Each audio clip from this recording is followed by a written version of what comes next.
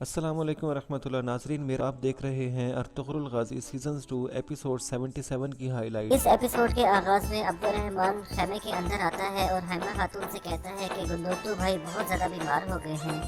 حائمہ خاتون اور گوگچے خاتون فوراً سے گندگدو کے خیمے میں جاتی ہیں۔ دوسری طرف گمشتگن آیت خاتون سے کہتا ہے کہ دودکن جو ذرا ذرا سی باتوں پر غصے میں آ جاتا ہے اس سے اپنی بیوی کے ماضی کو سیریس نہیں لیا۔ اس پر آیت خاتون کہتی ہیں کہ مجھے سمجھ نہیں آئی، اب تک دودکن کو ارطغرل کا مقابلہ کر کے اس کو مار دینا چاہیے تھا۔ اس کے بعد کمشتگین کہتا ہے کہ مجھے لگتا ہے کہ گندگدو اور دودکن ہر چیز سے باخبر ہیں۔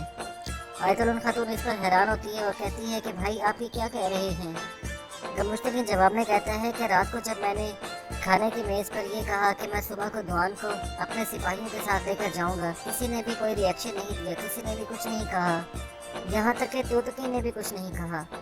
آیت خاتون پوچھتی ہے کہ بھائی تو پھر ہمیں کیا کرنا چاہیے؟ گمشتگین کہتا ہے کہ سلجان خاتون کو بھی آج ہی مرنا ہوگا، اور اگر دودکن کو بھی سب کچھ پتہ چل گیا ہے تو دودکن کا بھی آج ہی آخری دن ہوگا۔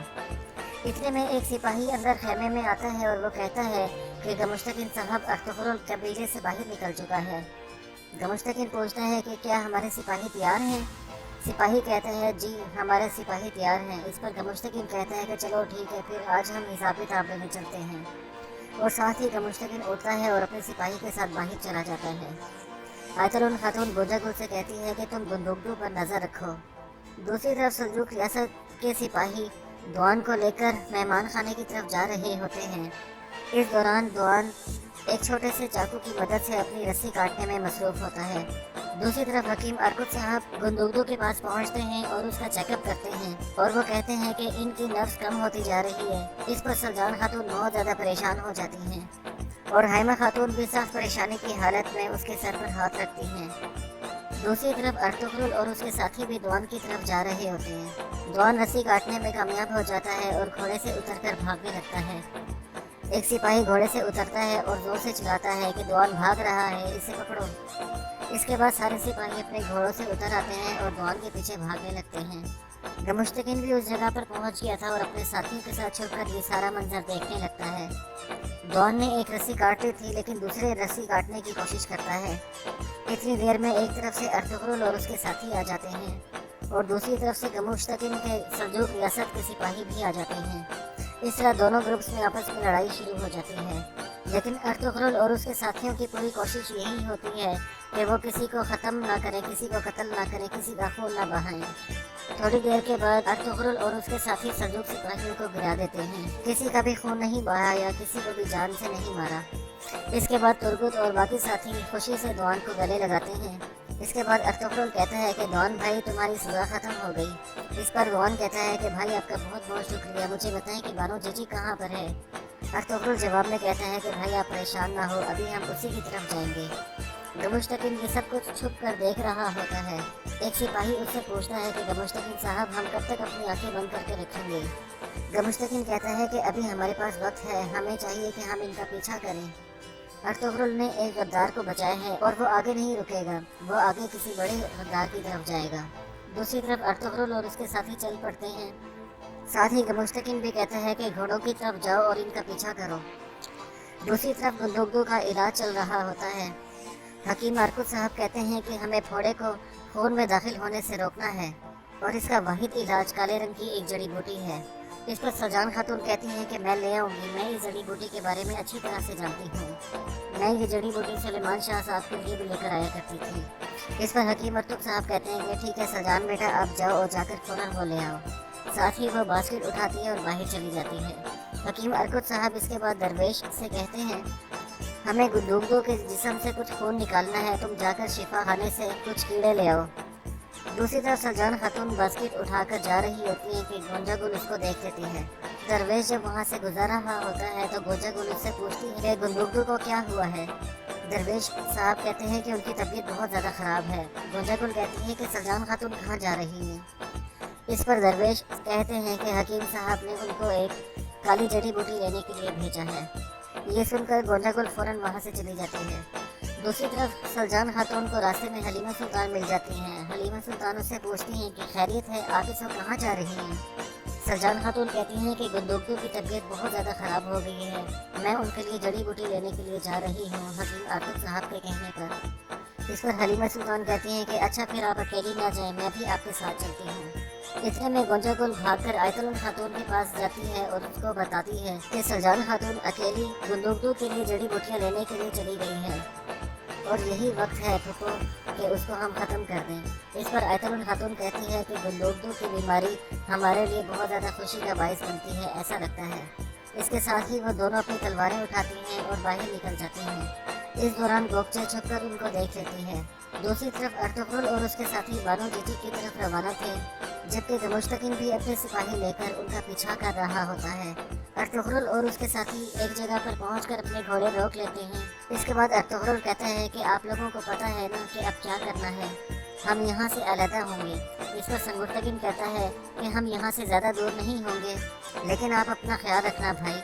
इस पर अर्तुगरुल कहता है कि भाई आप लोग बिल्कुल परेशान ना हो, अल्लाह हमारे साथ है।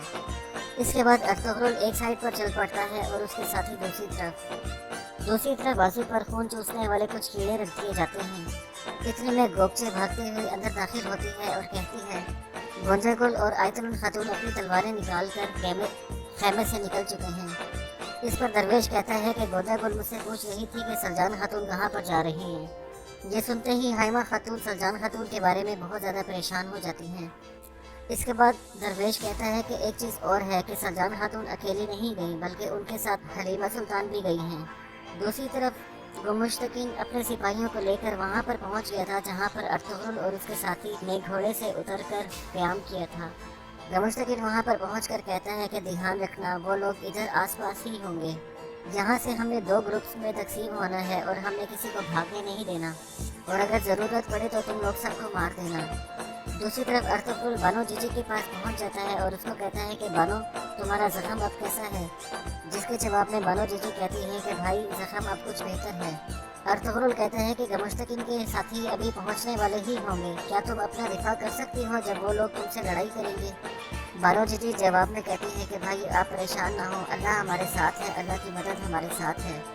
दूसरी तरफ गमुश्तकिन के साथियों का सामना अर्तुगरुल के ग्रुप के साथ होता है। संगुर्तकिन उनसे कहता है कि हम खून नहीं बहाना चाहते, जिस पर सिपाही कहता है कि अच्छा तो फिर तुम क्या चाहते हो। संगुर्तकिन कहता है कि गमुश्तकिन गद्दार है। इस पर सिपाही जवाब में कहता है कि रियासत के एक लीडर को तुम कैसे गद्दार कह सकते हो, तुम्हारे अंदर इतनी हिम्मत कैसे पैदा हुई। ये कहते ही वो अपने सिपाहियों से कहता है कि हमला कर दो। इसके बाद दोनों ग्रुप्स में आपस में लड़ाई शुरू हो जाती है।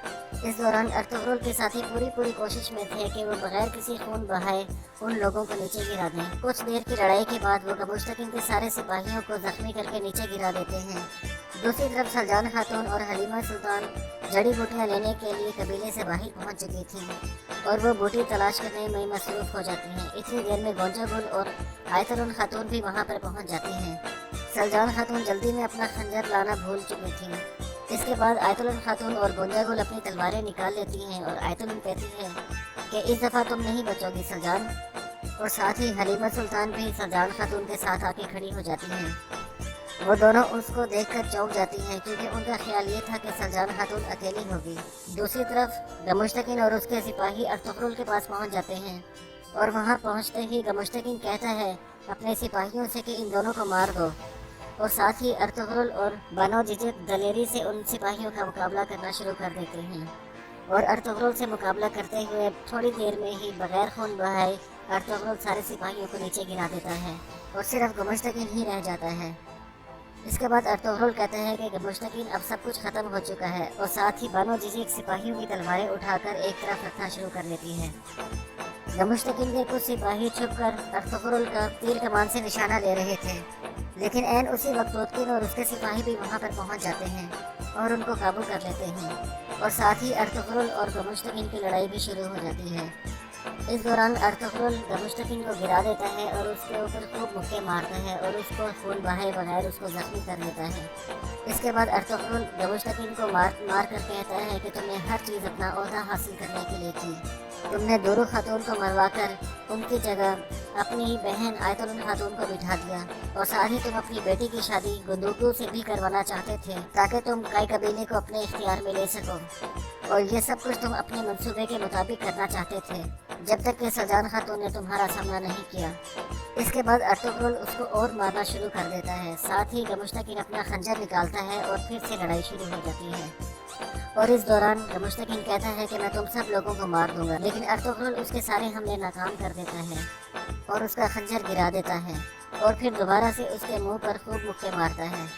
اس کے بعد ارطغرل اس کو کہتا ہے کہ آخر میں تم نے کرکٹ ماموں کو مارا تھا کہ تم بار غریب بن جاؤ۔ گمشتکین کہتا ہے کہ کاش میں نے توتکن کے باپ کو بہت پہلے ہی مار دیا ہوتا، اور یہ ساری باتیں توتکن سن بھی رہا ہوتا ہے اور دیکھ بھی رہا ہوتا ہے۔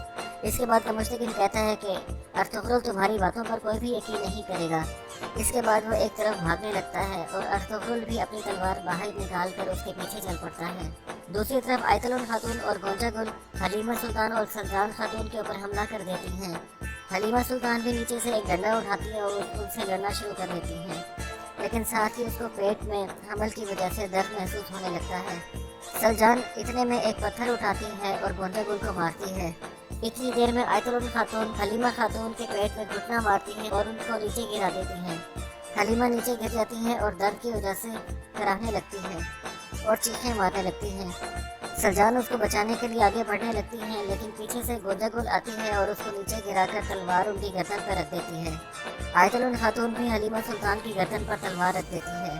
اتنی دیر میں گوگچے، عبدالرحمن اور حائمہ خاتون وہاں پر پہنچ جاتے ہیں۔